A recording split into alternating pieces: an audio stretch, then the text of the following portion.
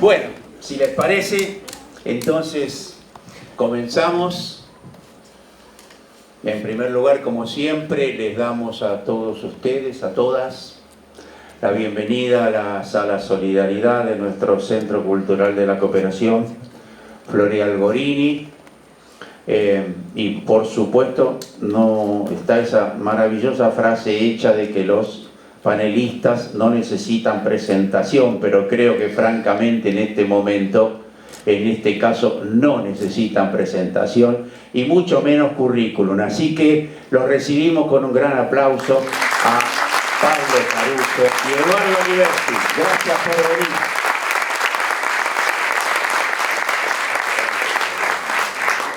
Sí, me sopla Eduardo que debo aclarar que no está Florencia Santú, que estaba por supuesto anunciada, y bueno, ha tenido un pequeño problema de salud, está un poco dolorida en la espalda y bueno, no estaba en condiciones de participar.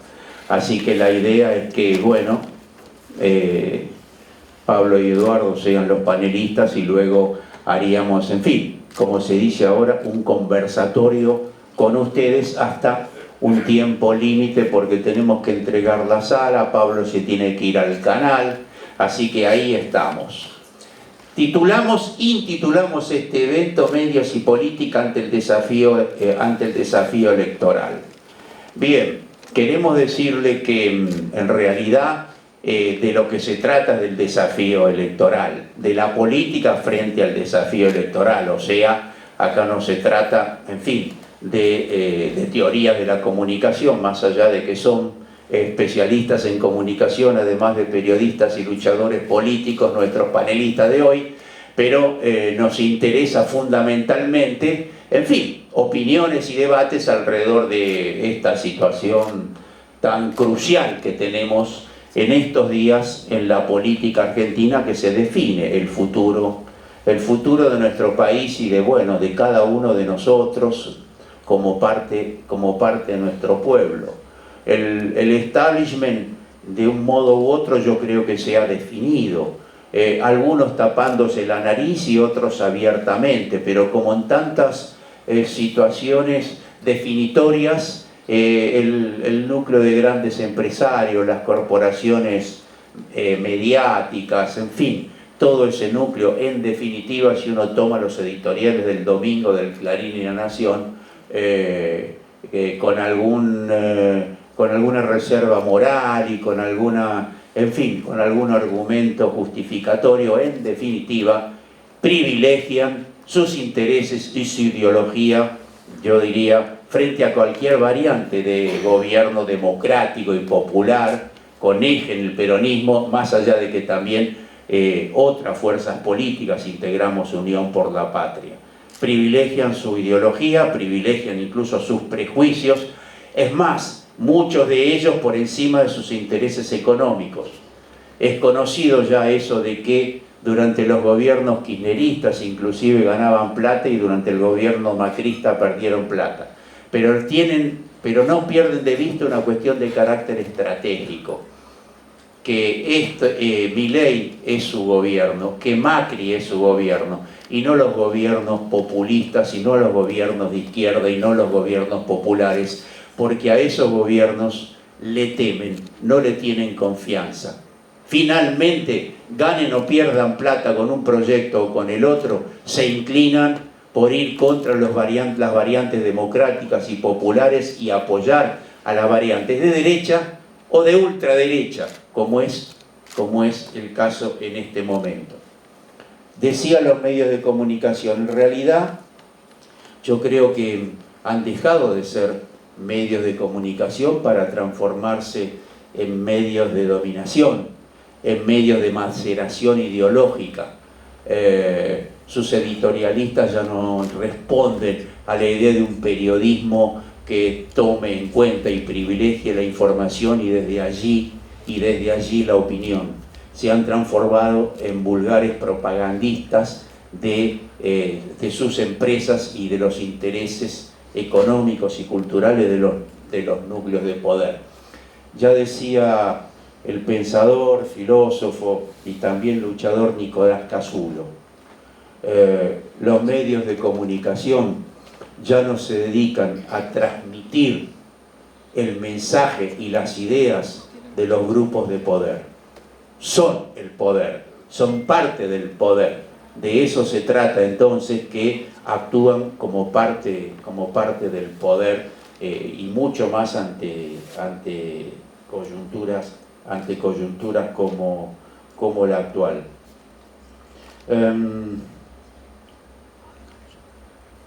Quiero simplemente plantear un interrogante, casi diría de carácter personal, como uno más, para aportar un interrogante o una duda acá a nuestros compañeros que se dedican específicamente a esto a lo largo de toda la vida. Estos medios de comunicación de dominación, por su poder como propietario de conglomerados mediáticos, está claro que definen la agenda, definen los temas. Sin embargo, creo que hay planteada una incertidumbre, un interrogante. Esas posiciones, esa definición de los temas, necesariamente llevan a que la conducta del pueblo, la conducta de la ciudadanía, en este caso la conducta del elector, es manejada, es macerada, es modelada por el manejo de los medios de comunicación. ¿Por qué digo esto? Porque si uno toma y lee, como lo hacemos muchos de nosotros, los portales y de los principales medios de comunicación monopólicos, es abrumador toda la bajada de línea y da la impresión que esa cosa abrumadora en cantidad, en calidad, condiciona la vida y la conducta de la ciudadanía, del pueblo. Sin embargo, si uno toma los frutos, por los frutos lo conoceréis, los resultados, no ocurre eso. Es más, para no irnos a ejemplos por ejemplo, de América Latina. América Latina, el grado de concentración de los medios es igual o mucho peor que aquí, en casi todos los países. Y sin embargo, en los procesos electorales triunfan propuestas progresistas y populares permanentemente. O sea que ellos manejan la agenda, sin embargo no logran cambiar la conducta de la ciudadanía. Podemos empezar desde Honduras, que la gobierna una mujer de izquierda, para abajo casi la mayoría de los países. Y acá, hace muy poquito, hace 15 días, 20 días, un mes, armaron la operación de Insaurralde, que efectivamente este tipo corrupto era un tipo importante dentro del Partido Justicialista, era jefe de gabinete. Bueno, armaron con el yate, con toda esa historia, armaron una operación fenomenal y no tuvo ningún resultado. Es más, en Lomas de Zamora ganó holgadamente Unión por la Patria. También armaron la operación del chocolate, ese no sé el apellido, creo que es Rigao. Y ahora están con esta otra operación de espionaje, qué sé yo. Por lo tanto, simplemente, como uno más, dejo planteado aquí a los compañeros, a los que ahora ya le doy el micrófono, creo gran interrogante entre el enorme poder de los medios, que es indubitable porque existe, la capacidad de fijar la agenda temática, lo cual es un hecho de enorme trascendencia, y luego su verdadero impacto en la conciencia y en la conducta de la ciudadanía.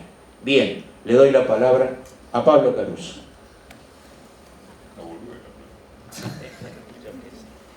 ¿Cuántos libros escribieron sobre esto? Bueno, voy a arrancar yo porque los maestros cierran. Así que arranco yo. Lo primero que quiero agradecer es el espacio, porque el otro día alguien dijo, Edgardo Moca, en otra charla dijo una cosa muy interesante, y es que estos espacios son una plaza, son un lugar de encuentro, son un lugar de reflexión, son momentos asamblearios muy necesarios. Creo que faltaron o que no fueron promovidos a debida manera en un momento de la política que estaba trastabillando efectivamente la necesidad o en realidad la posibilidad de satisfacer esos momentos de encuentro, de mucha duda, de mucho mareo. Y el Centro Cultural de la Cooperación siempre está, siempre es una plaza. Y me parece que eso es para celebrar y no dejar de mencionarlo.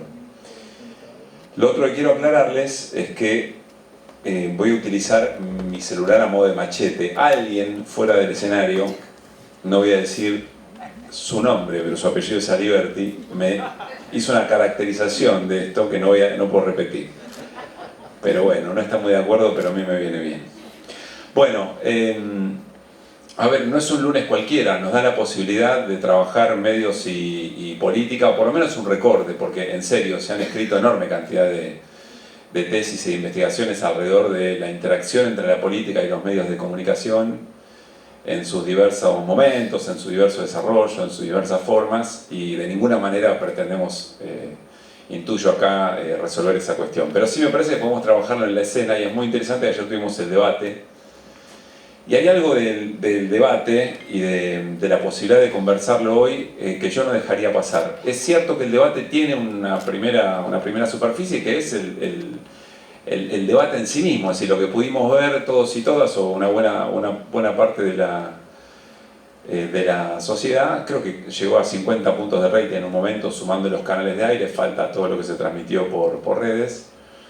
Pero a mí me interesa más la segunda instancia, que siempre existió, es cierto, y siempre veíamos las conclusiones o los análisis que se hacían en la prensa gráfica, en la radio, en la televisión, pero ahora tiene una superficie nueva que son las redes sociales. Casi inmediatamente, en el momento en que se está desarrollando el debate, hay una interpretación disponible en las redes que yo creo que juega un papel muy importante. Para mí fue un debate muy deslucido en términos generales, muy propio del momento. Está claro, y no pretendo descubrir nada sobre lo que pudo imponer Massa respecto de Milei, sobre todo el momento económico, que era Milei el que respondía a las preguntas y no Massa, el ministro de Economía, de esta macro en términos generales, y esa táctica fue muy exitosa. Pero donde creo que se resolvió el tema fue efectivamente en términos futboleros, en esa segunda pelota o en el rebote, es decir, en lo que empezó a pasar en la construcción de la narrativa y el relato de lo que significó efectivamente el debate. Y me parece que ahí fue partido liquidado en ese sentido, mucho más cuando además iban reaccionando propios dirigentes, algunos dirigentes de la oposición, medios de comunicación de la oposición, comunicadores y comunicadoras que a veces uno no sabe si están empezando a despegar, si no quieren quedar tan estampillados con una opción como la que representa La Libertad Avanza, pero decididamente me parece que el partido se terminó de jugar ahí, y ya ayer a la noche, por lo que más allá de las lecturas que cada uno podía hacer, había ahí dando vuelta un relato, una narrativa muy homogénea de cómo Massa le había pegado un paseo muy importante a Javier Milei en esto de ir conduciendo, o hacia dónde ir conduciendo el debate. Y ahí me parece que hay un elemento que quiero dejar colgadito en un costado y después retomar. Ahora, en un momento, y quiero ir al fondo de algunas ideas sobre las que me vengo convenciendo a mí mismo, de tanto insistirme, en algún momento es como que vamos naturalizando algo que yo creo que es lo que no podemos dejar pasar tan rápido, y no por la urgencia, y sobre todo en estos espacios, no por la urgencia de lo que pueda pasar en 6 días, dejar de analizarlo, y sobre todo en el después, ¿no? Si es que el después es más o menos parecido a lo que deseamos. Y tiene que ver con la idea de que ayer había una pregunta que me parece sobrevolaba todo el debate, y es: ¿quién de estos dos candidatos puede efectivamente ser presidente? ¿Cuál de los dos puede ser presidente? Me parece que eso ordenó bastante la mirada, y no podemos naturalizar que había un dirigente político, profesional, de fuste, aplomado, con recorridos muy diversos que no quiero caracterizar ahora, y del otro lado un verdadero cachivache. Un verdadero cachivache, que insisto, estamos ahí muy cerquita a veces de naturalizar todo su recorrido y cómo efectivamente llegó ahí, pero bueno, llegó ahí. Y está con una posibilidad muy pareja de ser el próximo presidente de un país como el de la Argentina, con la cultura política que tiene la Argentina. ¿Y cómo llegó Milei ahí? Para mí es una pregunta que hay que hacerse permanentemente, porque sea lo que fuere el resultado, por supuesto son dos países distintos, pero el resultado que fuere, eso que trajo a Milei a la posibilidad concreta de ser presidente o de ser un candidato con tanta expectativa, va a quedar ahí. Carlos Heller cuenta una anécdota muy interesante sobre el momento en el que, el mismo día, la cena posterior a la que Lula gana, o un almuerzo creo que fue, que él estuvo presente, la cena en la que después Lula gana el balotaje con Bolsonaro. Y frente a las celebraciones del triunfo, Lula parecía muy preocupado porque tenía que gobernar en un país donde el 50%, un poquito menos, había votado Bolsonaro, después incluso de la propia gestión. Eso queda. Entonces me parece que si no logramos analizarlo bien, vamos a estar trabajando siempre desde la política, de la construcción política, desde un diagnóstico no elaborado de manera correcta. Mi tesis, esta sobre la que me vengo convenciendo de tanto repetírmelo, es que Milei es la consecuencia absolutamente lógica de un modo de acumulación política o de la confrontación de dos modos de acumulación política desde el 2001 para acá. Absolutamente lógico, no puede sorprender a nadie lo que significa Javier Milei. Voy a explicarlo muy brevemente, así después lo escuchamos a Eduardo y por ahí podemos intercambiar. En el momento que gana Néstor Kirchner en la elección, tenía una enorme cantidad de cosas a favor en un país absolutamente devastado, pero tenía dos o tres elementos muy a favor. Primero, que todo lo que pudiera hacer era para crecer, era para mejorar. Había conseguido un consenso después de lo que significó esa caída al vacío del 2001, pero además tenía otro elemento muy importante, que no existía el antikirchnerismo. Néstor Kirchner comienza su proceso de acumulación política sin tener del otro lado una fuerza política que se constituyera a partir de la negación de Néstor Kirchner, de la negación del kirchnerismo. Y además tenía una derecha devastada en concepto y en praxis. Todo lo que había puesto en juego durante los 90 la derecha o el neoliberalismo, más todo lo que había hecho la Alianza, más todos los nombres propios que se habían puesto en juego para defender ese modelo, estaban devastados, no tenían ningún tipo de crédito. Y había una efervescencia popular que estaba reclamando efectivamente soberanía, emancipación, restitución de la materialidad más concreta. Tenía la unidad de dos sectores muy importantes, la clase media y las clases populares a través de piquetes y cacerolas, etc. Entonces se produce una lectura muy favorable de Néstor Kirchner respecto de cuáles eran las decisiones y los movimientos, sean conceptuales, sean políticos o sean de política pública, bien material, que podían darle, a partir de haber tenido menos votos que el porcentaje de empleo que había en la Argentina, o menos votos que el desempleo que había, esa era la fórmula, podía empezar a acumular de una manera muy positiva. Y de esa manera empieza a construir una enorme cantidad de conflictos, en el mejor de los sentidos, con distintos sectores que lo hacían acumular desde un sector progresista, de defensa de los intereses nacionales, de defensa de los intereses de lo popular, y aglutinando además una enorme cantidad de fuerzas que efectivamente estaban esperando a alguien que las conduzca. Claro, en el momento que se empiezan a desarrollar esos conflictos, aquellos sectores que empiezan a perder privilegios a partir de las políticas públicas y los gobiernos de Néstor Kirchner después de Cristina, empiezan a reconstituirse, pero tienen un problema muy serio. Primero, la dirigencia política estaba muy gastada, estaba muy hecha trizas, sobre todo en su capacidad de argumentar. Segundo, no podían defender las políticas inmediatas que habían llevado al precipicio a la sociedad argentina y que había hecho padecer y había aumentado los niveles de pobreza, desempleo, etcétera, etcétera. Entonces tuvieron que encontrar otra manera de construir. Estoy diciendo, es muy simple, ¿no? Lo que estoy diciendo, para hacerlo rápido pero bien conceptual. Tuvieron que trabajar otra manera de acumulación política, otra manera de construir un músculo político que pudiera efectivamente llevar adelante una confrontación para frenar a un espacio político que venía a devolverle fuerza al Estado para regular y para repartir mejor la riqueza que se generaba en la Argentina.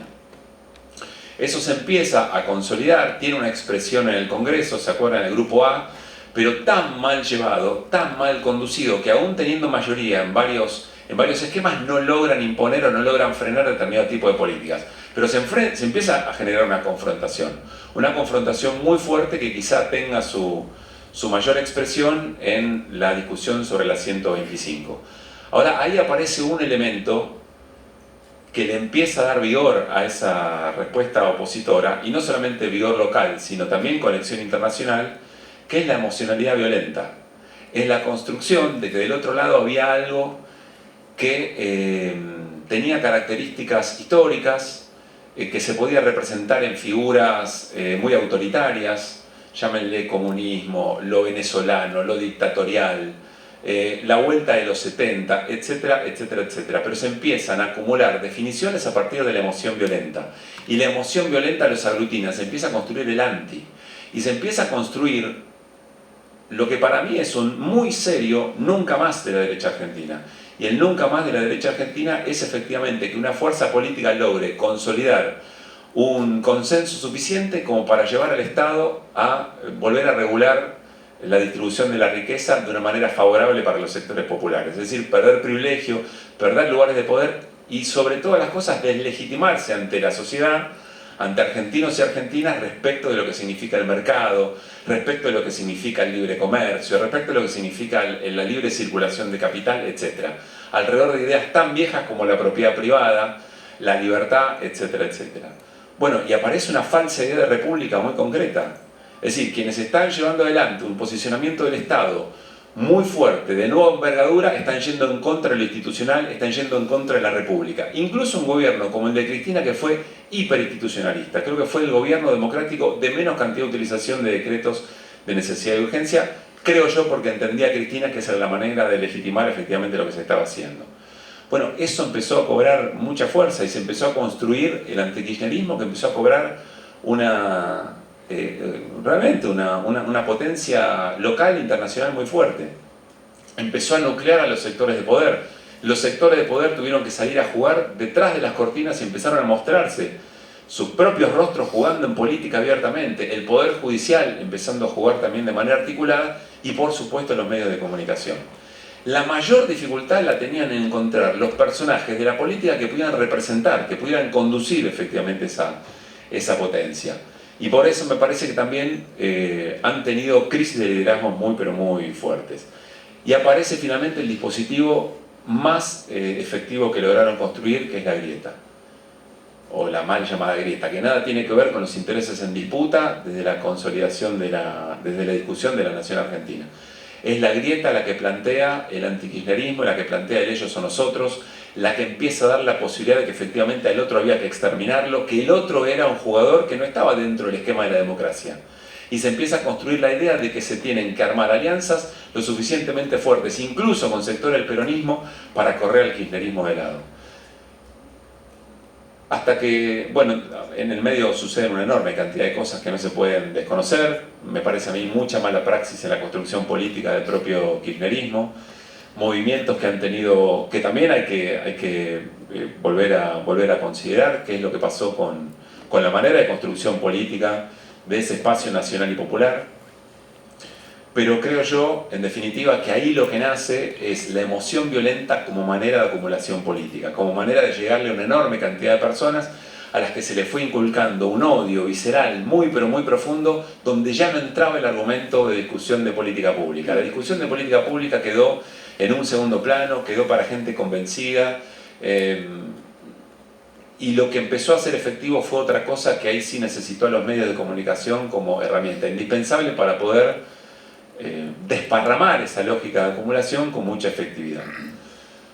En ese contexto me da la sensación que se puede encontrar el germen de lo que después termina siendo un personaje, porque claro, empiezan a pulular por todos lados personajes como Milei, pero que tiene sus antecedentes muy inmediatos. Tienen los Fernando Iglesias, tienen los Waldo Wolf, tiene una enorme cantidad de personas que son electas a partir de desempeños mediáticos en los que se caracterizan por tener una facilidad para agredir, una facilidad para utilizar la violencia como argumento, y esto les empieza a dar un cauce y un calce muy efectivo en la discusión política. A mí me da la sensación que en Milei, voy a hacer algún salto temporal, pero me da la sensación que Milei es una consecuencia absolutamente lógica de esa violencia puesta al servicio de una manera de acumular política para sectores que no pueden defender su política pública, porque la política que llevaron adelante dejó un tendal de heridos por todos lados, hasta empresarios sin ganar plata, pero tenías empresarios que aún ganando más con los gobiernos kirchneristas igualmente querían o apoyaron activamente para que ganaran gobiernos que después les cerraron 20.000 pymes, que después le impidieron ganar la misma cantidad de dinero, que les impidieron llevarse del país la cantidad de guita que efectivamente habían puesto, etcétera, etcétera, etcétera. ¿Es el único elemento que lo explica a Milei? No, por supuesto que no. Me parece que hay otro elemento muy importante que hay que revisar, que tiene que ver con estos 4 años de gestión del Frente de Todos, que a mí no me termina de cerrar la explicación de que Alberto Fernández es un traidor, o que Alberto Fernández no se animó, o que no supo. Me parece que hay un montón de otros elementos que nos impiden hoy entender efectivamente cómo 4 años de gobierno, esa frustración en materia de resultados económicos y resultados materiales concretos para la sociedad y sobre todo para algunos sectores medios y sectores populares, creo que merece una explicación aún mayor. Y hay que ver, esas son las preguntas que tenemos ganas de hacernos respecto de lo que se habla en términos de un gobierno de unidad popular. Ojalá sean las preguntas que nos hagamos a partir del 19, porque lo que vamos a elegir son 2 canastas de quilombo bien distintas, digamos, ¿no?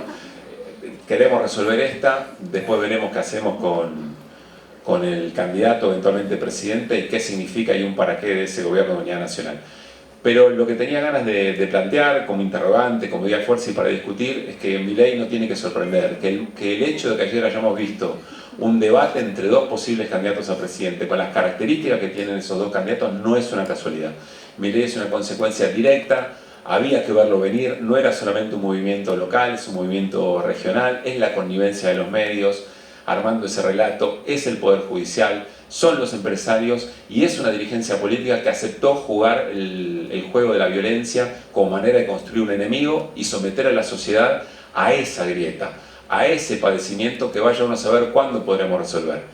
Veremos si efectivamente, vean ustedes el costo que esto tiene. El costo que esto tiene es que la dirigente política que vio efectivamente esto y se transmitió hace poco esto en un discurso de Cristina en 2011, no me acuerdo en qué foro internacional, no sé si era una reunión del G20, Cristina diciendo que este modo de ser del capitalismo, que no es solamente un modelo económico, es también un modelo de acumulación política, un modelo de construcción de una manera de interpelar a la sociedad a través de la política, se iba a llevar puestos liderazgos, se iba a llevar puesto a la democracia y nos iba a tener sometidos a este grado de violencia. Lo dijo en 2011.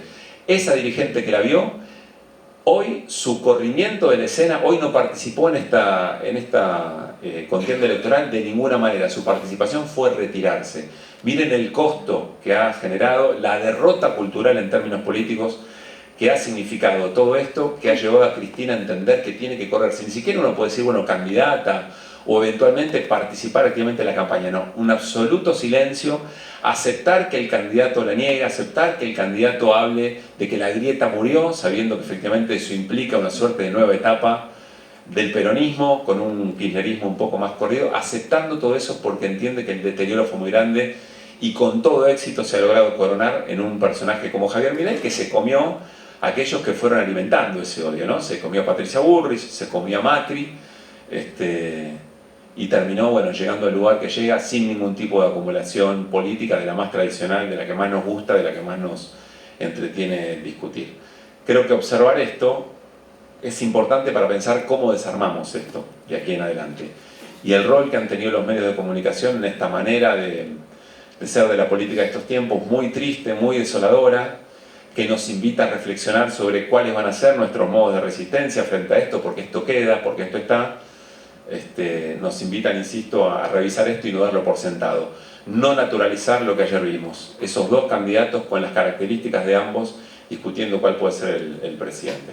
Bueno, disculpa si fue muy simplificado, muy generalista, pero hay una idea de fondo ahí que es la lógica de la aparición de Milei y el modo violento, de la emoción violenta como artífice de la construcción de capital político, que es algo que a mí me viene dando vueltas en la cabeza hace bastante.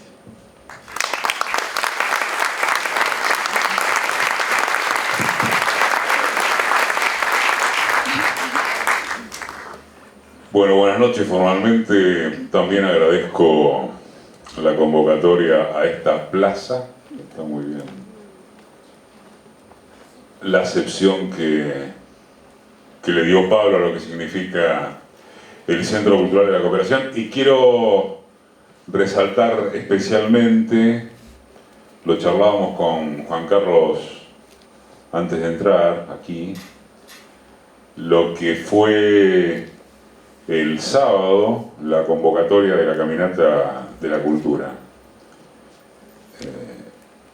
Fue realmente impresionante. Estuve viendo los videos, no pude participar. Creo que sorprendió a los propios convocantes, según charlábamos con Juan antes de empezar. Y sobre eso después, en todo caso, hago el cierre de esta intro. A propósito de qué somos y qué significamos. Porque sí hay un ellos y sí hay un nosotros. Sobre la base de coincidir con lo que dijo Pablo, en el sentido de que Milei es un efecto, retomo la pregunta de Juan Carlos a propósito de qué significa la influencia real de los medios de comunicación. De los medios en su sentido tradicional, porque está claro que hay esta nueva superficie que, incluso desde el punto de vista del consumo juvenil, ha desplazado por completo, casi, a la radio y a la TV, en términos de fenómeno juvenil. Si quieren después podemos pelotear más acerca de esto. Lamento la ausencia de Florencia, porque quizás estaría copado haber tenido una visión, vamos a llamarle más académica, en torno de la pregunta de Juan Carlos, ¿no? Bueno, la influencia de lo mediático, de lo comunicacional. Creo que está por allí un especialista en el tema, que es Washington Uranga, nuestro colega de página que ha venido a esta actividad. Y para ir derecho viejo a lo que señala Juan Carlos, o lo que pregunta Juan Carlos, me parece de paso bien que nos hagamos tantos interrogantes. Esto no era común en el campo popular, en el campo de la izquierda.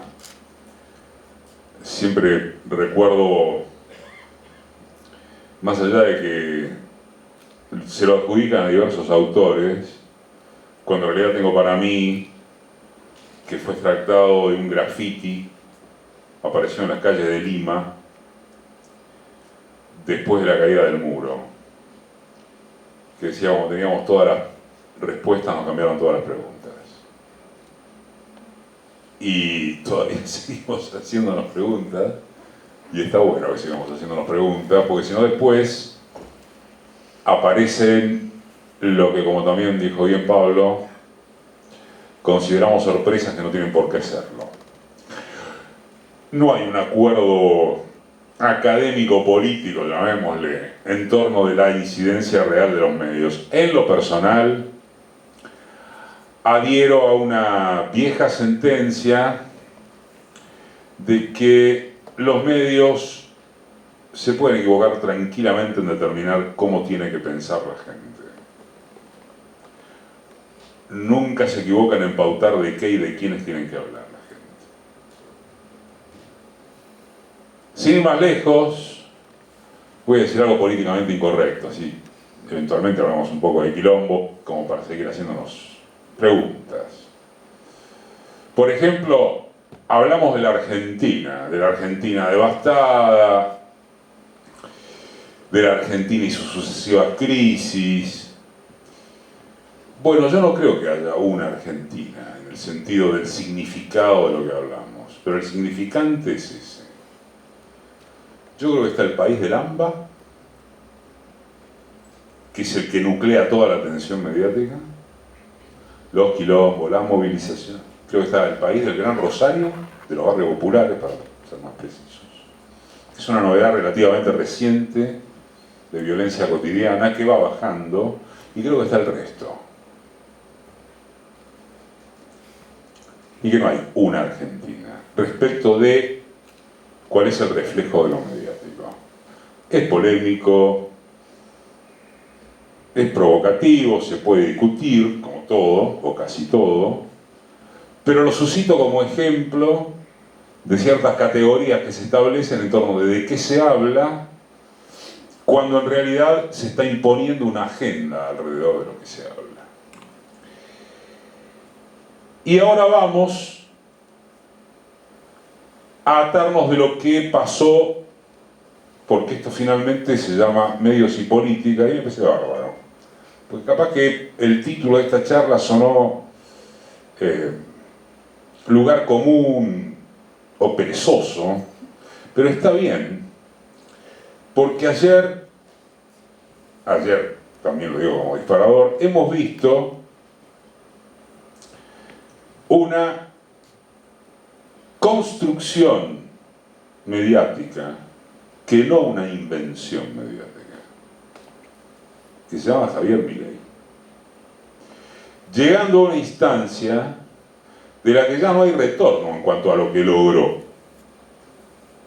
y al debate que suscitó. No hay retorno. Si Milei pierde el domingo, quiera Dios, probablemente se vaya a su casa.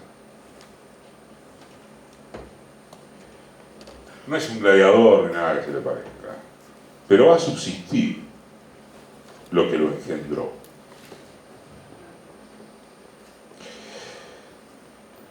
No tengo la menor idea de las consecuencias del debate de anoche, porque creo que todos vimos lo que vimos, que hubo una paliza en materia de la cantidad de impresiones que se produjeron, el manejo escénico, las frases, las chicanas, incluso algún carpetazo, y una paliza también en términos propositivos, que puede gustar más, menos, Massa, pero detalló medidas específicas mientras Milei no pudo expresar absolutamente ninguna idea. De lo que no tengo yo la más mínima idea es de que sí, aquello que vimos es aquello que queremos que se interprete, en el sentido de la influencia de lo de anoche, y esto también tiene que ver con la pregunta de Juan Carlos, en un punto, en el sentido de si lo de anoche habrá provocado en la madre de toda la batalla, que son los dichosos indecisos, no los núcleos duros, un golpe fuerte como para volcar el resultado de la elección, porque a hoy estamos perdiendo. Porque ese 30% que significó Milei en las PASO y en la general, más el núcleo duro gorilísimo del 17% de Bullrich, tomado lo que sacó en las PASO, no le sumo siquiera un voto de la reta,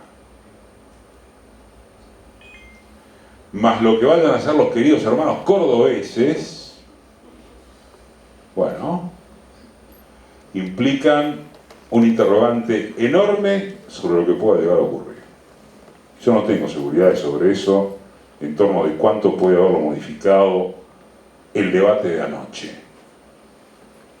Me parece que lo central, si es que vamos a hablar de medios y política, o si es que suscitamos esta cuestión, es que lo que vimos anoche es efectivamente una consecuencia de una construcción, no de una invención mediática. No se puede inventar lo que no existe. Milei es el producto, efectivamente, del surgimiento de una estrategia de la derecha, en su sentido más universal, si ustedes quieren, pero también es el producto de todos los errores de nuestro campo, de la ausencia de expectativas, sobre todo en las franjas juveniles, que no fueron interpeladas por un nuevo proyecto que pudiera estipular culturalmente una cosa diferente y materialmente una cosa diferente. Y el combo entre eso y el gorilismo histórico de la Argentina, lo que ha producido en cuanto a novedad es la figura de este engendro. Pero el caldo de cultivo es el mismo de siempre. Yo no creo que en ese sentido haya grandes novedades. Lo que sí hay es un actor históricamente desconocido. La familia peronista, la familia antiperonista, como dos grandes bloques, el histórico empate hegemónico de la Argentina, donde ninguna termina de imponerse a la otra, a la corta o a la larga, y un actor desconocido, ahora sí, de extrema derecha, que problematiza, dramatiza las opciones que tenemos. Hasta el punto, miren ustedes, de que finalmente, esto tampoco es muy políticamente correcto que digamos, pero bueno, somos todos amigos, estamos en este ámbito, esta es una elección de agenda de derecha. ¿De qué estamos hablando? De la liberación nacional y popular contra un engendro, por favor. Estamos hablando de una alianza para una mejor expectativa de un gobierno de centro. Bueno, respecto del cual la mejor garantía que puede haber, y volviendo a nosotros y ellos, es que estamos nosotros para que no se bandee. Está este movimiento cooperativo, estamos algunos comunicadores, hay fuerzas populares, pero la agenda como tal, después se puede discutir la unidad nacional, el momento que vive el capitalismo, todo lo que ustedes quieran. Pero todo quedó por arriba a la derecha. Bueno, eso, que esperemos que gane, con toda la fuerza del mundo, contra la derecha ultraderechizada. Yo creo que esa es la agenda, y creo que frente a eso, en cuanto a cómo se llegó a esto, hay que preguntarse cuáles fueron los errores. Pablo mencionó algunos, ¿no? Que permitieron, más allá de que sea un fenómeno universal, que pudiera pasar esto. Porque es un fenómeno universal, pero acá hay características particulares con este tipo. Digo, cuando uno habla de Trump, está hablando del Partido Republicano, bueno, y cuando habla de Bolsonaro, está hablando de un actor con muy buena parte del establishment brasileño detrás, las Fuerzas Armadas, el gran empresariado, para reiterar. Del mismo modo que la Vox en España es un partido. Y del mismo modo en que si uno va a tomar a los ultraderechistas de Europa, digo, uno piensa en el lepenismo, el caso español, como acabo de citar, y son otro nivel desde el punto de vista de la organización que tienen y de los cuadros que tienen. Nadie seriamente podría comparar a Casado, a Bascal, alguno de ellos, con este engendro que empezó con Fantino llevándole los libros y que después creció a partir de una locura de consecuencia de redes de activación juvenil que sí se nos escapó a nosotros. Se nos recontra escapó. Y en esto quiero llamar la atención, me permito llamar la atención acerca de otro, no de otro tema, sino un tema conexo. Porque ahora que cité las redes, yo creo que, de paso la recuerdo con tanto cariño, y qué lindo sería que esté acá para hablar de esto, Mariana Moyano, que murió hace muy poco. Me acuerdo que la última vez que vino a Marca de radio, discutimos acerca de esto. Ella era una suerte de fundamentalista del poder de las redes, ¿no? Ahí habíamos discutido, porque ella sostenía que en realidad el fenómeno de Milei había empezado en las redes. Yo decía que no, esto no es para autorreferenciar nada, menos a alguien que no está. pero en verdad fue la última gran victoria de la televisión, en todo caso después potenciada por las redes. Y muchos a veces tejen teorías conspiranoides.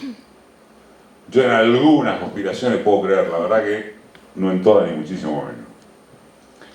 Pero Milei empieza a crecer desde la TV y luego desde las redes por la necesidad del escandalismo, no por teorías a propósito de detrás está la derecha y este es nuestro nuevo líder.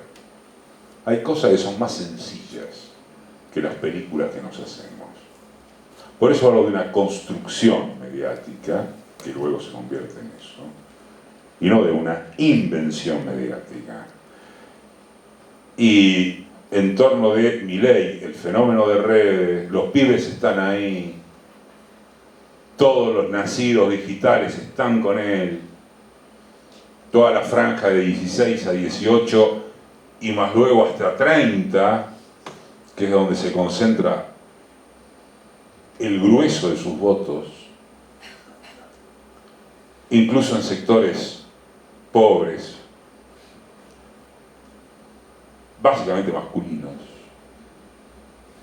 Digo, toda esa franja es conquistada, al parecer, según cierta visión, por Milei y las redes, la ultraderecha y las redes.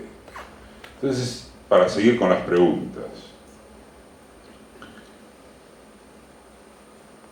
en la izquierda, en la centroizquierda, Campo Nacional y Popular, pero que somos tan pelotudos que no tenemos gente que active en las redes, pibe creativo, gente que sepa activar.